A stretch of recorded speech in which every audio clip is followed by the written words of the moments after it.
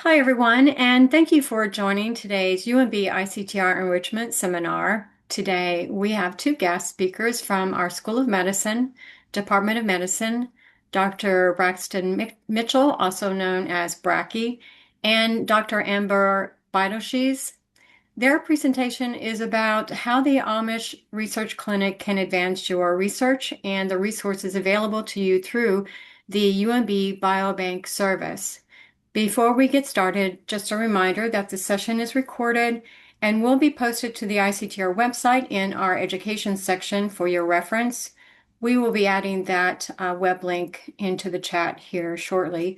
We plan to reserve the last 10 to 15 minutes for questions and ask that you post them in the chat. And we will address those at the end of each of the presentations. Finally, as you leave this session, we will be redirecting you to a short survey. We do value your input for future presentations, so please take a moment and share your thoughts with us. Now I'm pleased to introduce our guest speakers, Dr. Mitchell and Dr. Beidelshees. Dr. Mitchell is professor and vice chair for research, Division of Endocrinology, Diabetes, and Nutrition, and vice chair for research. A genetic epidemiologist by training, he brings extensive expertise in elucidating the genetic architecture of complex diseases, including cardiometabolic traits, bone health, and ischemic stroke, with a particular focus on identifying genetic variants that influence disease risk and understanding how these effects are shaped by lifestyle and environmental factors. He is also co-director of the Amish Research Program, where his current work centers on the epidemiology and genetics of cardiometabolic health in the Amish community.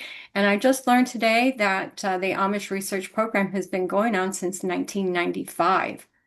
Throughout his career, he has led numerous high-impact studies that leverage the unique genetic structure to advance discovery in human health and disease. And over the course of his career, Dr. Mitchell has produced more than 500 peer-reviewed publications and has maintained continuous NIH funding for over 25 years, reflecting both the sustained impact and national significance of his research. Dr. Beidelshees is also a professor of medicine in the Division of Endocrinology, Diabetes, and Nutrition, and holds a Doctor of Pharmacy and Masters of Public Health. Her research interests focus on pharmacogenetics, pharmacogenomics, diabetes, hypertension, and cardiovascular disease, with extensive research funding and well over 160 publications in these areas. Please join me in welcoming our guest speakers. Dr. Mitchell? Thank you for the kind introduction. Amber and I are going to tag team this presentation, and I'm going to go first, and I want to tell you about the Amish Research Clinic. And what we would like to do today is to describe the capabilities of the Amish Research Clinic and how it can help you with your research. We're eager to have other investigators use our clinic for their studies. So our research clinic has just celebrated its 30th year anniversary last year. So we have been in operation since 1995. So our clinic is located physically in Lancaster County, and we have a longstanding relationship with the community where we've done numerous community-based clinical and translational research. The staff at our clinic includes a clinic manager, about 6 clinic nurses, 10 to 12 Amish liaisons, a lab technician, and drivers. Amish don't have cars, so we go out to people's houses. Our nurse and liaisons work as teams. We have one nurse partnered with one liaison, so the community knows us pretty well by now, and our teams always go out to houses to do their recruitment, and we also do in-home exams. Over the past 30 years, we have recruited over 12,000 Amish participants into one or more of our protocols. And during this period, we've been supported by more than 60 grants awarded by NIH, by society foundations, and by biopharma companies. So first of all, why should we study the Amish? Well, one, as a matter of convenience, this is a geographically localized population. Our clinic is in Lancaster County, which is home to about 42,000 Amish. And the Amish Research Clinic, or ARC, provides outstanding infrastructure for doing clinical and epidemiologic research, including both home and clinic exams. We have an existing database that we've built over time that includes extensive clinical and genetic data, which is great for doing targeted recruitment. People interested in genetics and particular genes may find that there are Amish enriched variants that include loss of function variants, perhaps in your favorite gene. So great opportunity to study gene function if we happen to have a loss of function variant there. So what kinds of things have we studied at the ARC over time? Well, a long list of different disorders and disorders, lifestyle factors, all kinds of things that influence health and disease. We've also partnered with with PIs from other divisions, from other departments, and even externally from University of Maryland to help support their studies. So again, drilling down on what kind of capabilities does the Amish Research Clinic offer? Well, I told you a little bit about the staff that we have there. We do have an in-house laboratory where we can do blood processing. And then our ARC capabilities extends beyond doing clinical and epidemiological exams. We also work with REDCap, so we can do form development. We administer surveys. We do for recruitment, we do pre-screening. Our recruitment studies tend to be either population-based, but we also do phenotype-driven recruitment, genotype-driven recruitment.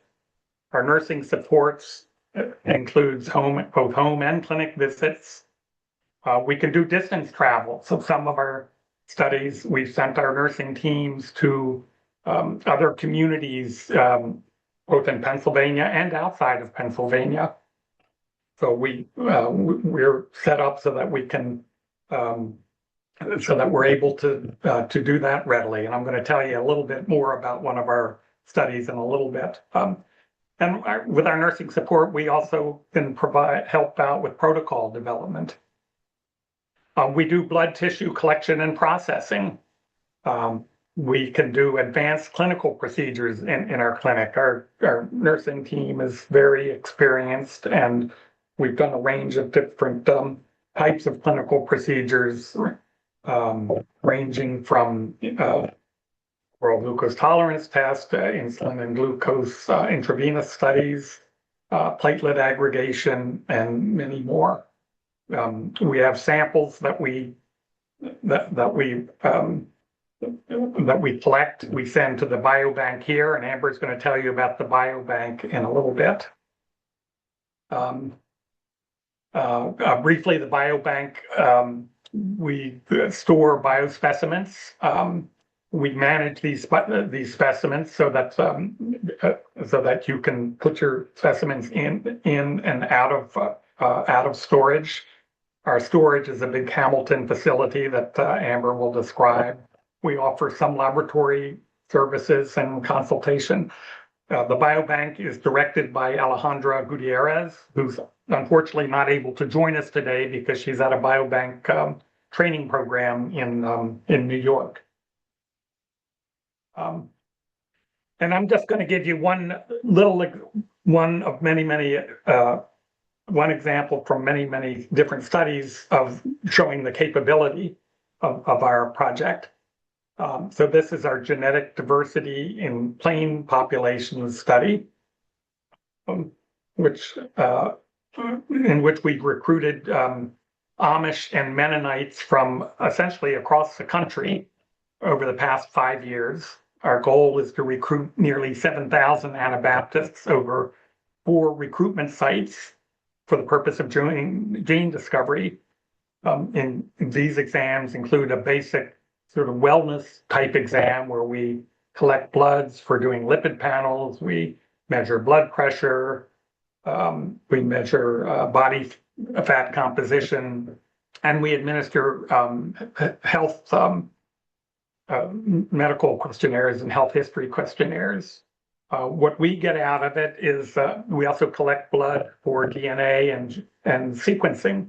So what we get out of it is learning about identifying a lot of genetic variants that are enriched in the Amish population, and then correlating these with the different traits that we've measured.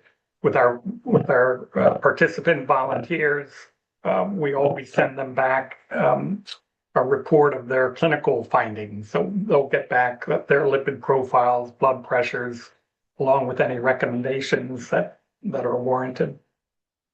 This study is conducted at 4 different sites in Lancaster, where we've been recruiting both Amish and Mennonites, and we've recruited over 5,000 from Lancaster so far. And we've also partnered with a clinic in Ohio and a clinic in Indiana who are recruiting. And then for the past several winters, we've sent our nursing team down to Pinecraft, Florida, where a lot of Amish and Mennonites go to vacation in the winter. There's a community set up there. We rented 2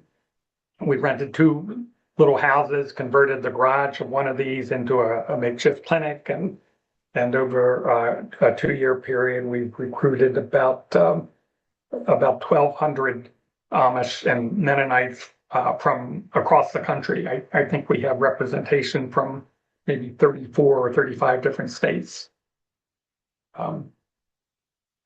So how's the ARC supported this particular project? Well, it's helped develop the protocol. It's facilitated the IRB review, designed red cap instruments, designed study brochures and mailed these out, conducted home visits, including questionnaires, clinical exam, and blood collection. They processed the blood at our clinic and then sent bloods on to our biobank here at Maryland, and returned clinical results to participants. Even within our Lancaster site, our teams have gone out for, in some cases, overnight trips where they would identify a new community, say in New York or I think New York and Delaware and upstate Pennsylvania, where they've set up shop and recruited for a few days.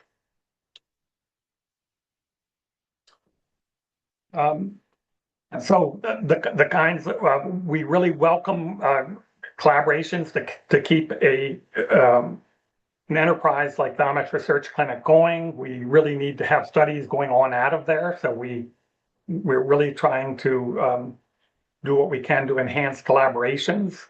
The kinds of things that we're really good at are recruitment and phenotyping. These can take several different forms. Because we have this extensive database all set up, we can do where we have nearly 8,000 or 9,000 individuals already genotyped or sequenced. We can do genotype-directed recruitment and do deep phenotyping of particular variants of interest.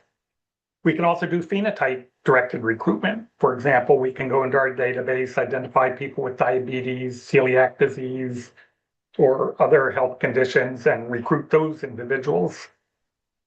We have done a number of intervention studies, and Amber is going to tell you about some of the intervention studies that she's participated in. Examples are looking at determinants of drug response, or looking at dietary challenges. And again, we have capabilities for doing a wide range of phenotypic data. We through our program, we have access to lots of phenotypic genetic omic data for people wanting to do novel analyses. These could be preliminary analyses to help set up new grants.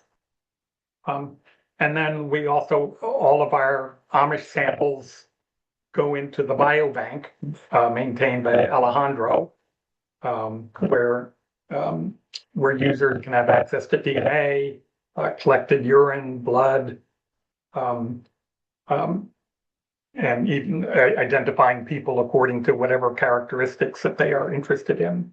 So again, we welcome new PIs, both internally within UMB, and we also partner with some PIs external to UMB. So just in summary, the Amish Research Clinic can support your research in multiple ways through recruitment, clinical and study support, biospecimens and data, can help with data management. So please let us know if you're interested, if you have some ideas and want to learn more. And I'm going to turn this over now to Amber. Great, thank you. Okay, Brecky, can you stop sharing?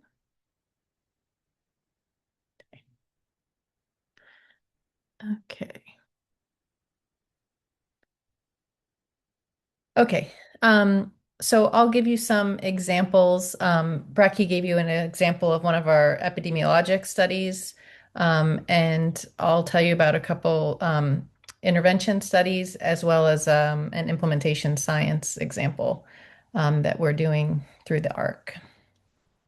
So this first, I'm just going to start with a historic example, just to show you how the Amish are humans like us, and they're not so different. So we can make findings in the Amish that are very generalizable to outbred populations. And this is a historic example that forms the basis for some of our current studies. So forgive me if you've heard this before, but I think it's pretty relevant to demonstrating the point. So clopidogrel is a drug that has a lot of interpatient variability in response. So this is ADP-induced platelet aggregation, which is one of the studies that we can do at the Amish Research Clinic. So you can see a wide range of ADP-induced platelet aggregation at baseline. And then when we give clopidogrel, which is a platelet inhibitor, you see that in general, the curves shift to, wrong way, shift to decrease aggregation, but not in everyone. Some people still have very high platelet aggregation.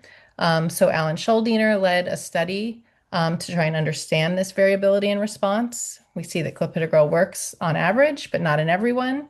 And because we have detailed genealogic records and genetic data, we could calculate the heritability of clopidogrel response, and it was 70%, which is very high heritability. So he undertook a genome-wide association study. A lot of information here that you don't have to know the details of, but just to show you that in the Amish, we identified this cluster that was a significant peak for the genetic basis for ADP-induced platelet aggregation inhibition by clopidogrel. There are many genes located in this region, so we had to do some more digging to understand what the functional gene was and the functional variant. So it turns out CYP2C19 is one of the genes in this cluster, and there's a loss of function variant that's called STAR2 that is located in that gene. So before clopidogrel, you can see there's no association. So this is not just a platelet aggregation gene. It's specific to clopidogrel response. And after clopidogrel, you see this strong association where if you have a loss of function variant, you don't activate clopidogrel, and you have platelet aggregation that remains high after you take clopidogrel. So you're not responding to it. And then when we look at an outbred population of patients from Sinai Hospital in Baltimore who experienced an MI, underwent a PCI, and then we checked, followed up their clinical outcomes.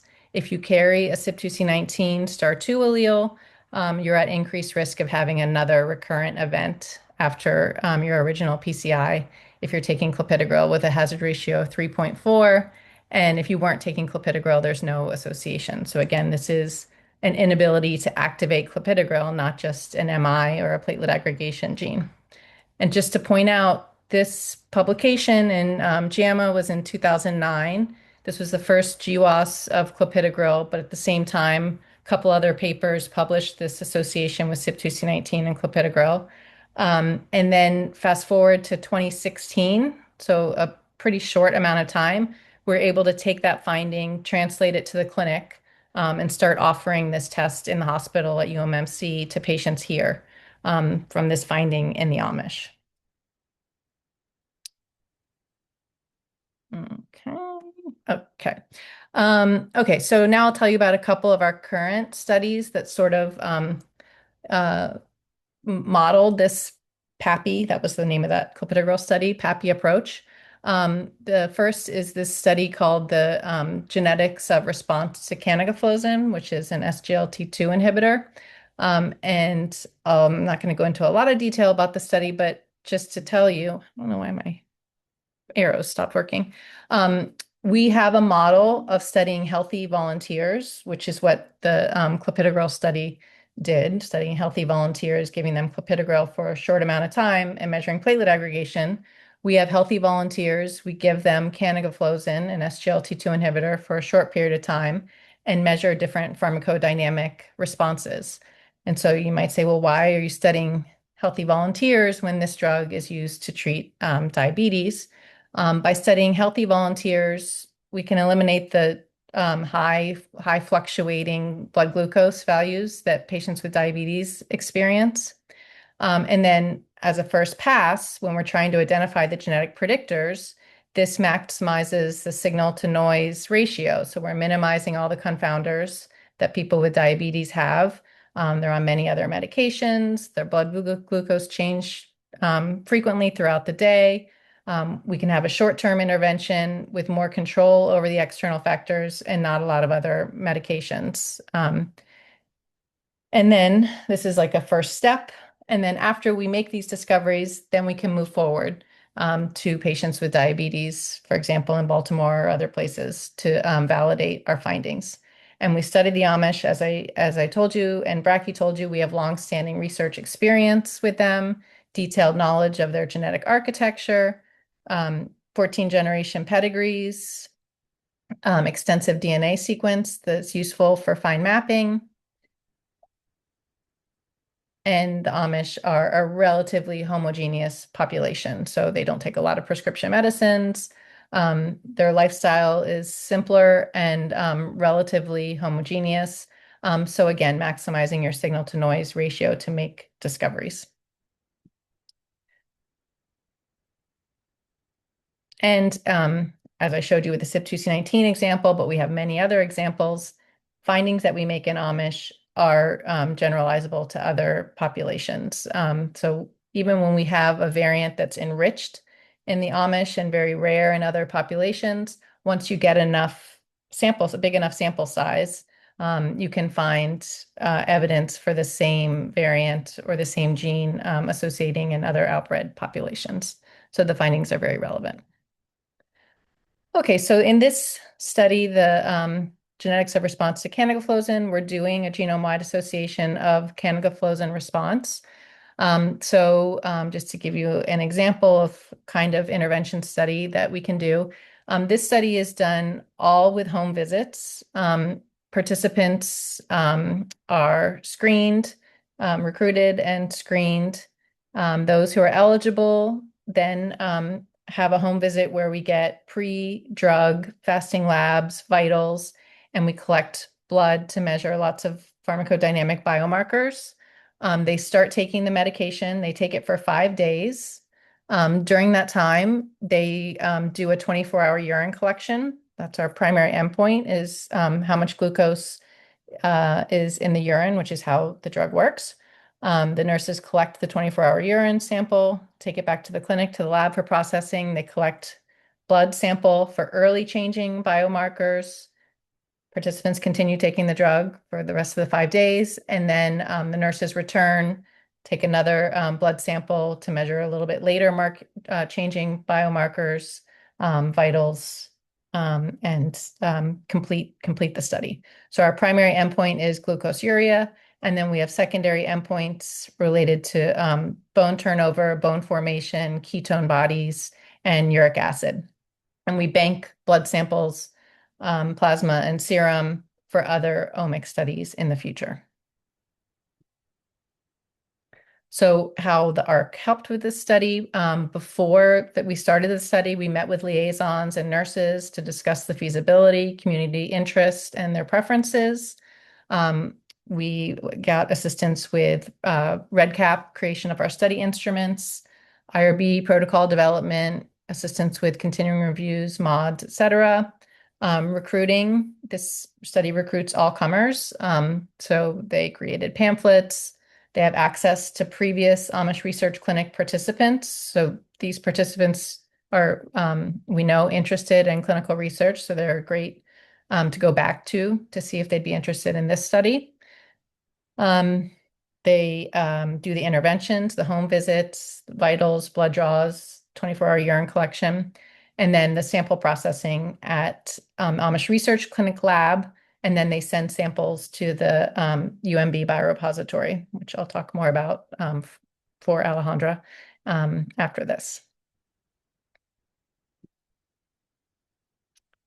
Okay, a second similar study we're doing at the Amish Research Clinic is called the PORT study, the pharmacogenetics of the response to GLP-1 receptor agonist responses. This is a semaglutide genome-wide association study. In this study, participants come to the clinic, so we have drivers pick them up. There's a screening home visit to see if participants are eligible. We're looking for relatively healthy, overweight, and obese individuals who are going to take semaglutide for 6 weeks. Our primary endpoint is first phase insulin secretion and glucose disappearance. And then our secondary endpoints are insulin sensitivity, glucose effectiveness, weight loss. And again, we bank samples for future omics studies.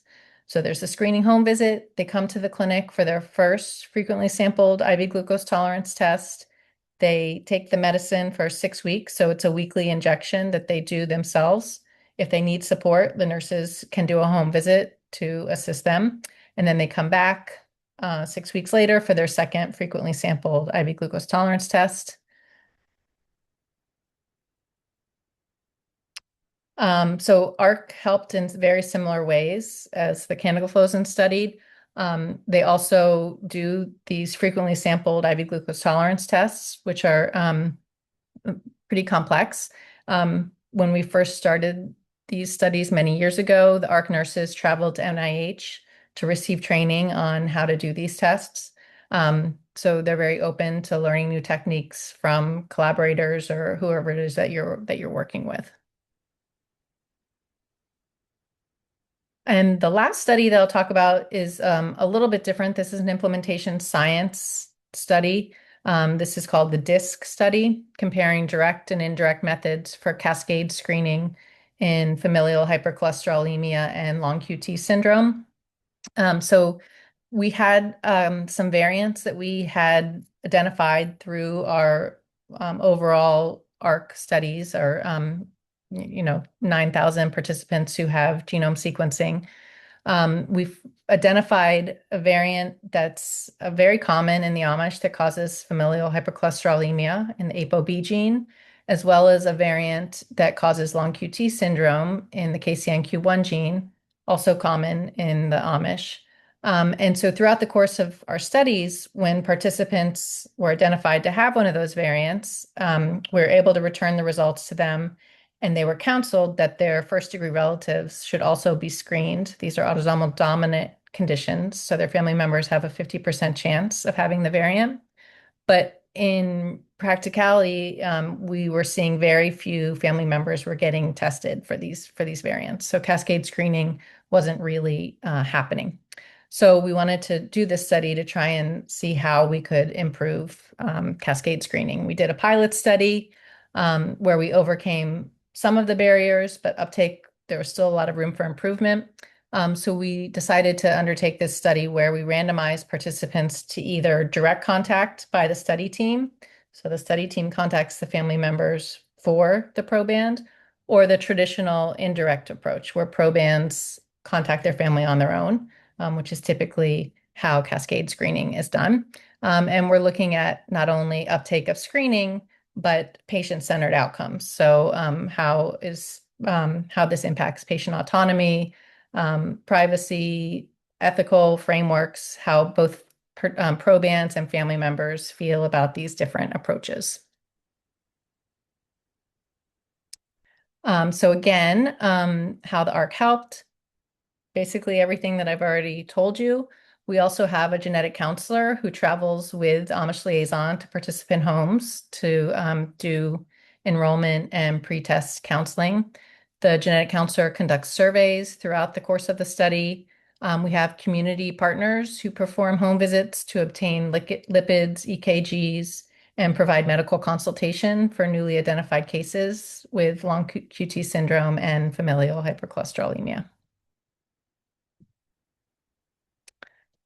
So I think when thinking about how the Amish Research Clinic might help your research program, if you have a favorite gene, it's very easy for us to look up in our OASIS database to see what is the prevalence of the various variants in that gene. Some may not be present in the Amish because it is a founder population where a small number of people came over to settle, and then their population has expanded from there. So there's a bottleneck. And if the variant wasn't present among those individuals who settled the community, then it might not be present. But some variants are highly enriched so that KCNQ1 variant is present in about 3.5% of Amish individuals, and the ApoB variant is present in 8% of Amish individuals. So much, much more common than in outbred populations. If the relevant phenotype isn't present in our database, you can design a study to conduct phenotyping studies that Bracky mentioned in order to get more information about a variant or a gene that you're interested in. If you have a favorite drug, like I do, you can think through different interventions and biomarkers that you could do to design an intervention study. If you need an additional clinic site, the Amish Research Clinic might be able to help. And if you're interested in qualitative research, implementation science, there is a lot of opportunity for conducting those kinds of studies in the Amish. They're very similar in many ways to other rural populations. So I've used that in a lot of my grant applications. I've used that similarity between the Amish and other rural populations in the US and have been successful. I think Bracky touched on a lot of these, but some procedures that have previously been conducted by the ARC, fat and muscle biopsies, oral and IV glucose tolerance tests. We've done lipid challenges, lipoprotein turnover studies, cold pressor tests, pain tolerance, 24-hour ambulatory blood pressure, physical activity, platelet aggregation, DEXAs, heel ultrasounds, aortic aneurysm screening, carotid IMTs, and brachial artery reactivity are just some examples of procedures that we've done. And here is the link to the ARC Service Center. And I will switch to Alejandra's presentation.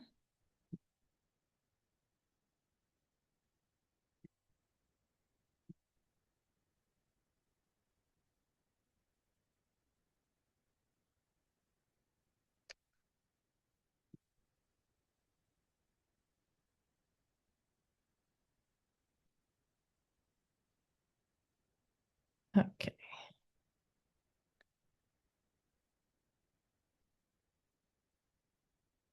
Okay, so these, okay, you guys can see my slides, right? I switched. Okay. These are Alejandra's slides. So she is the director of the University of Maryland, Baltimore Biobank.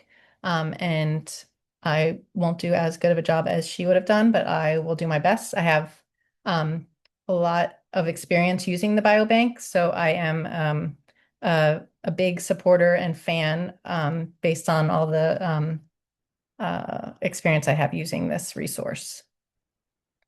So the mission of the biobank is to empower academic research through secure, high-quality biospecimen services and integrated clinical data, enabling discoveries in genomics and omics that drive innovation in diagnostics, therapeutics, and population health.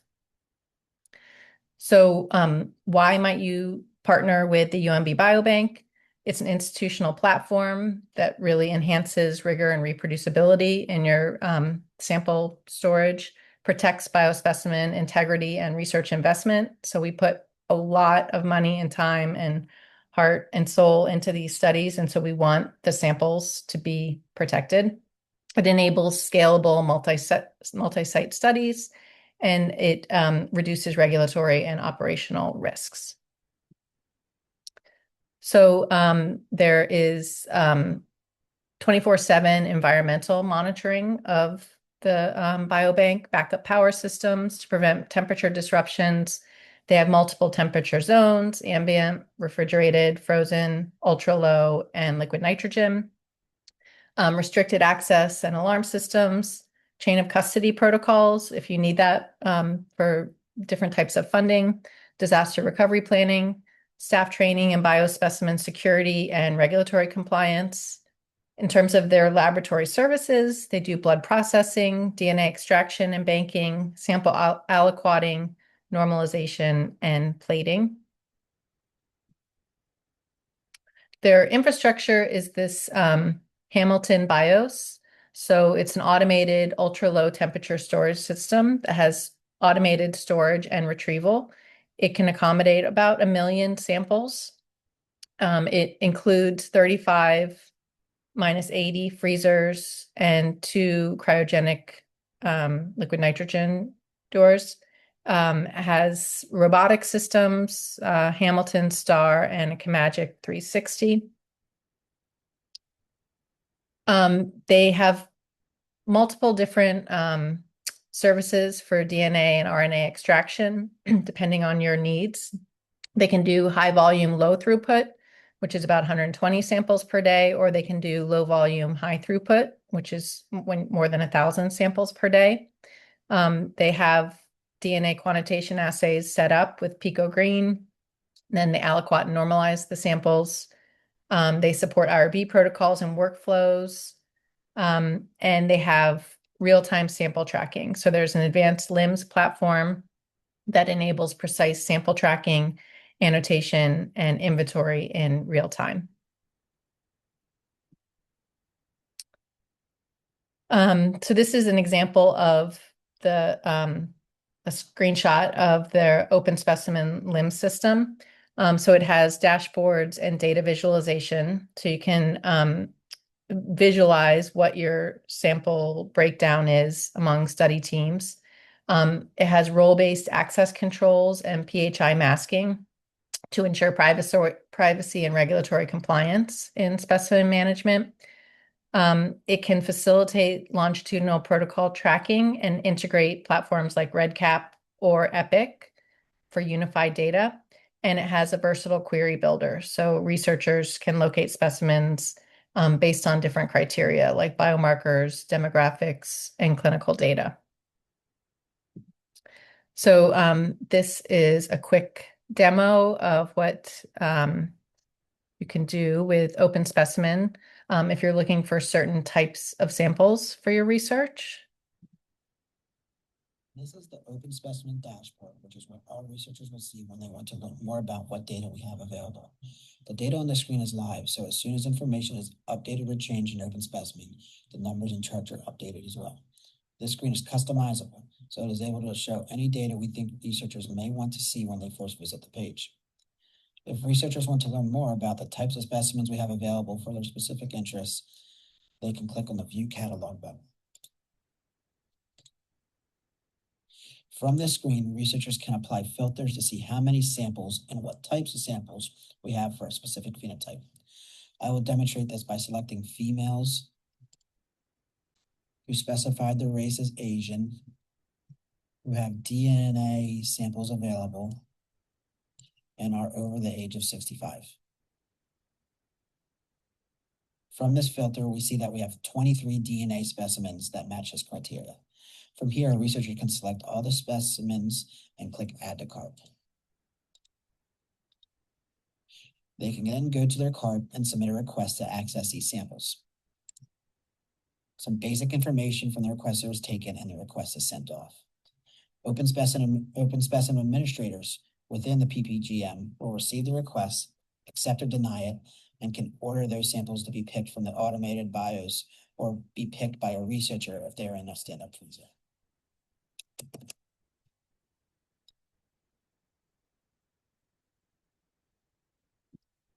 Okay.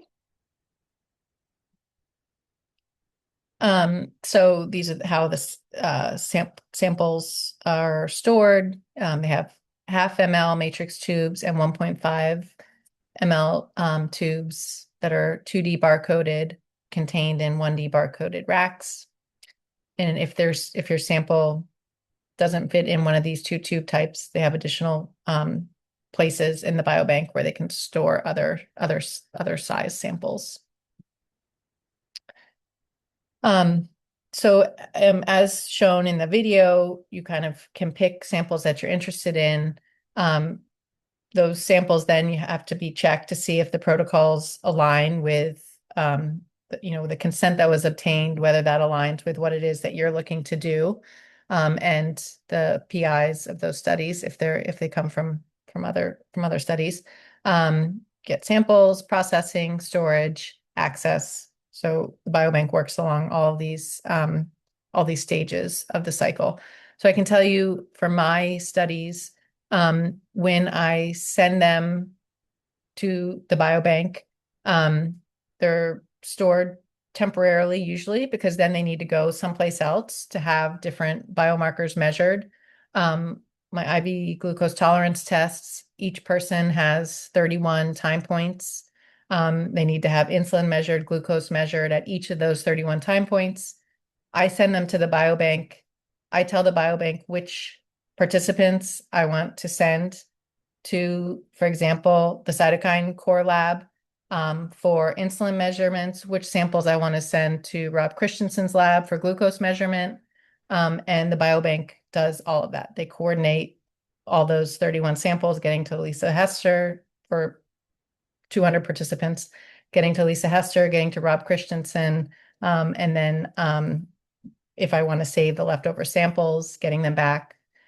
So it's extremely convenient to know my samples are safe. I can have them sent to all the different labs that they need to go to. And it's very reassuring having my samples stored there.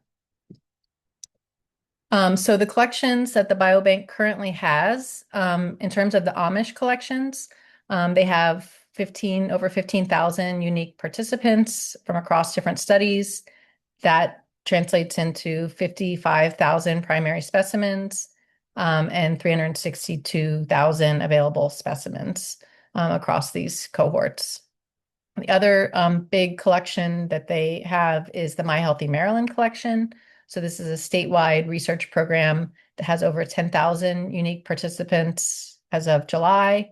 And the goal is to get 250,000 participants. So these are housed in the biobank.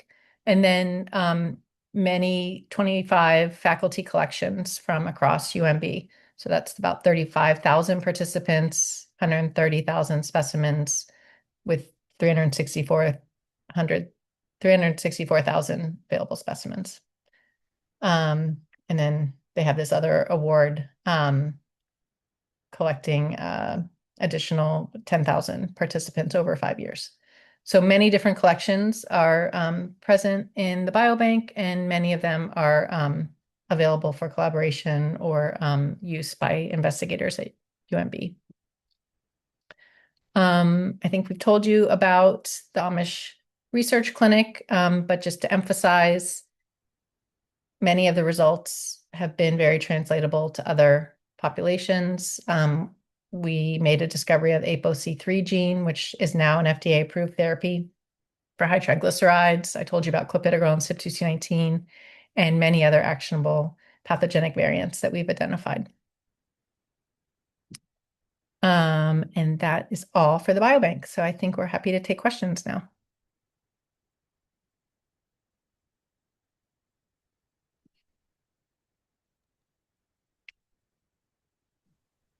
Looks like a question about genotype-directed recruitment. How can we find out if the ARC population sampled is enriched for a particular variant? I mentioned OASIS. How do you submit a request or a query? Yes, OASIS isn't available to for everyone to look at the moment. So I would say if you have a request for a query, Bracky, do you think the best way right now is putting it through a ARC Service Center request for data, or what's the best way? I would start off by just emailing Amber or myself.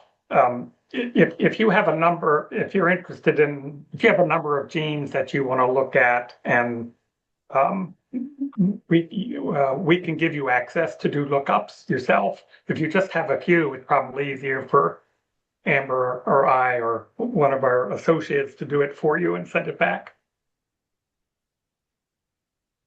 Oh, you already answered that question. Sorry. Oh, my volume on the clip was low. Sorry, I didn't see that. I think these will be shared. Wanda, are these slides shared? I know you're recording it. It is up to you whether you want the slides shared. We will accept a PDF of the slides if that works. And Okay. then we can actually, we're trying to work around the Title II compliance issue as well. So anything that we links to documents on our website might be a problem, but we can email those out to the attendees if Rachel, if that works better. Or if you want to see the clip, if you email me, I can also send it to you.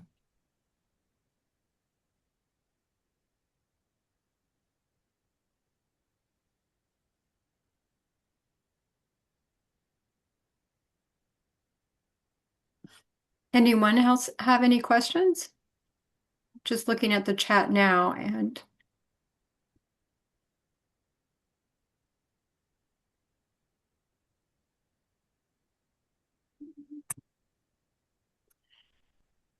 I only had one quick question, Amber and Bracky. It has to do with your data, and you said that it is in REDCap. We are we've compiled our data from numerous sources. So REDCap is one of those sources. We also get clinical biochemistry results from Quest, for example. So that's another source. And then the information from the biobank, is that included in your data as well? We have been discussing how best to merge that. For our Amish data, people were collected across over 60 protocols, so not everybody has the same data elements. So what we've talked about doing is having some basic information attached to each sample right off the bat. And then if there were requests for particular samples that go deeper than that, we could either attach clinical variables to a particular subset of the Amish samples in the biobank, or go the other way. That is, identify people based on our clinical data of what people want, and then put the biobank ID attachments attached to that.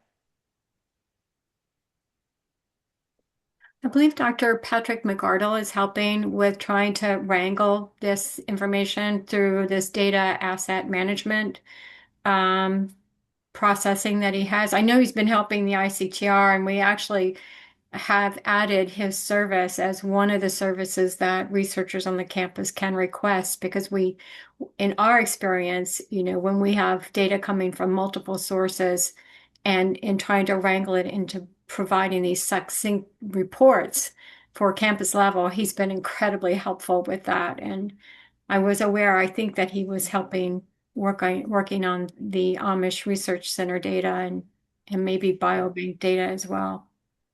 He absolutely has been doing that, and that's been a tricky aspect of our data, and I suspect it's true for many others, is that you often get data from different sources, and at the end of the day, what you'd like to be able to do is put it all into a data set that you could draw on for data analysis. So he's put that together along with some embedding some data cleaning steps along with that processing.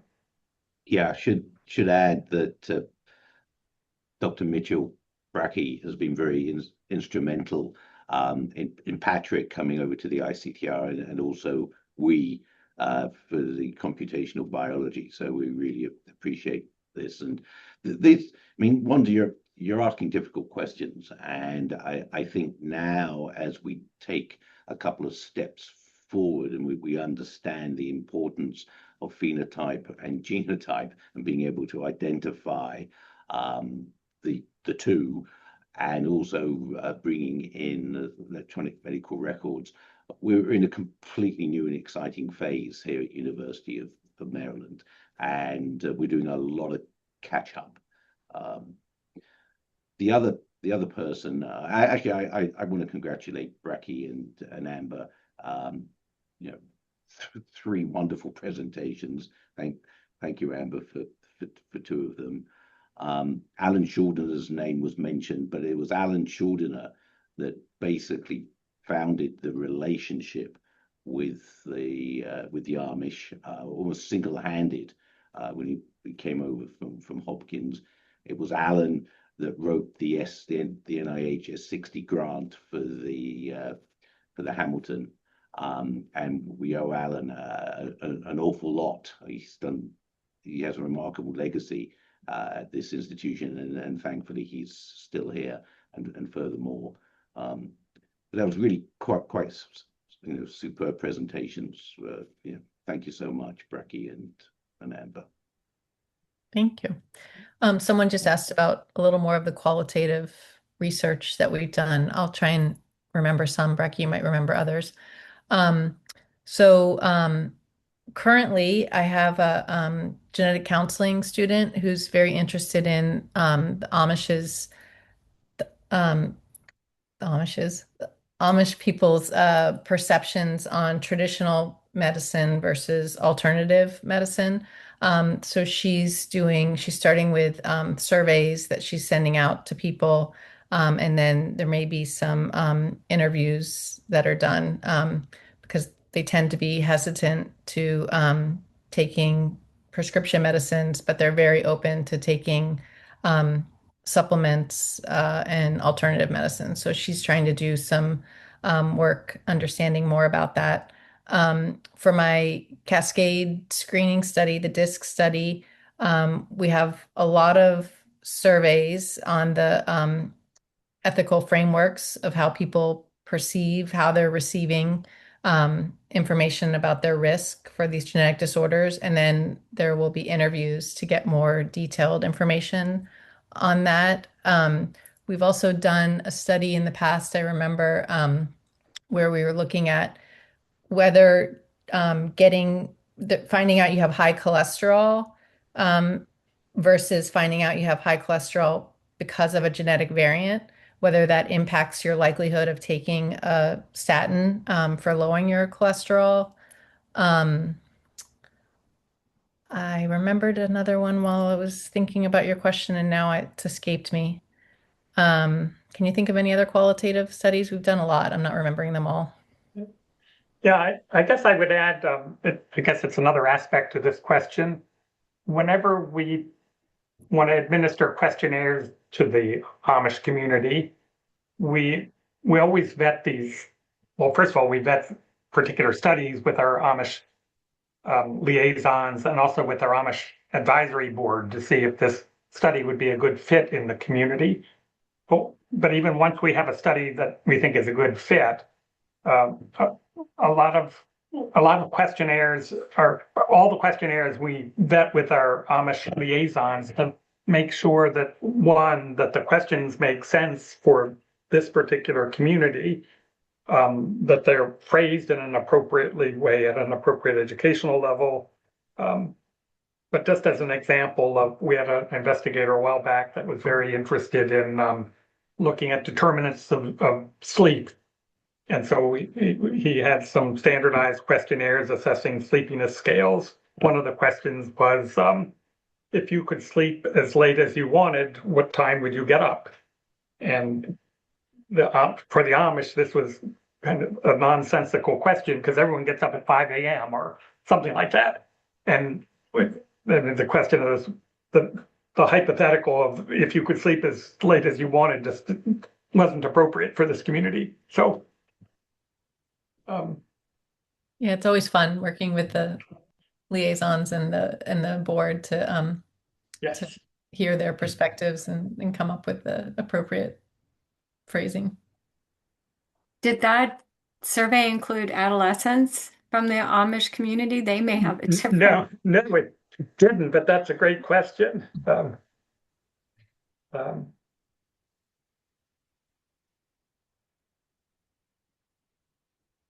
Well, we only have just a minute left. If anyone has a question, this is the moment to ask, else we are going to wrap this up.